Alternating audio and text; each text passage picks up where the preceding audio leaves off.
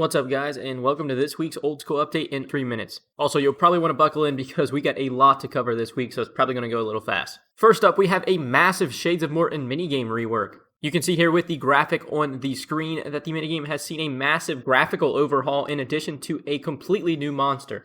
But along with the rework, we have the new Urium shades, which are now a tier 6 shade, combat level 140, and when you use the remains along with a pyre redwood logs, you will get a golden key. It is important to note there is a lower chance you get a golden key from all of the other remains within the catacombs now. But these new golden keys can be used on golden chest in the southeast corner of the catacombs, and these contain improved standard loot along with a few uniques, which we will cover in a second.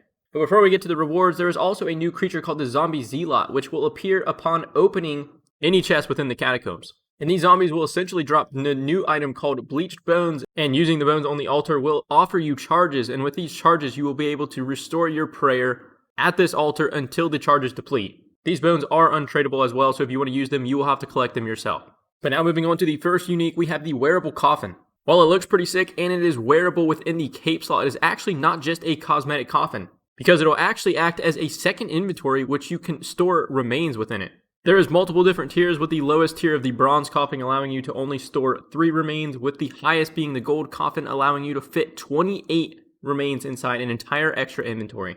Next unique we have are the prayer robes, and there are 4 pieces to collect, each offering a 1.25% chance to either save a bone or ensouled head, and as an entire set offering a 5% chance. This unique is untradeable, and it does stack with the Wilderness Altar's bone saving effect. In addition, this unique is only obtainable from the new gold chests.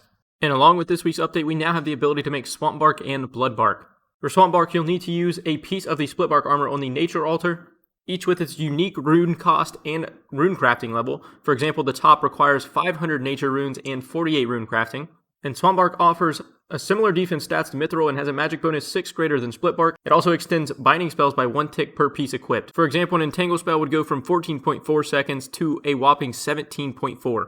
And next up we have Blood Bark, which is a much higher requirement armor to make, and this happens by using a piece of Split Bark armor on the Blood Altar, requiring 500 blood runes and 81 crafting to make the top or legs. And this set offers similar defense to Adamant, and the magic bonus is 5 less than Mystic. But this set will buff ancient blood spell effects, including Blood Rush, Burst, Blitz, and Barrage. It'll also increase your heal percentage by 1.5% per piece equipped, with a full set bonus of 32.5% hit points restore. But along with these new Split Barks, we also have the capability to craft Split Bark in general now, requiring between 60 and 62 crafting, and we'll do this by combining fine cloth and bark with a needle and thread. Now moving on through this update, beta worlds are now live to test out the new equipment rebalancing. There will be 2 new beta worlds, and you'll be able to take part in any of the content you would in the regular game to test out the new rebalanced Crystal Armor, Black D'hide, and Blowpipe. And if you are interested in the long-term health of this game, make sure to participate in this beta because they are incredibly interested to see all of the feedback the players have to offer. But in addition to those massive changes this week, we have a slight Soul Wars change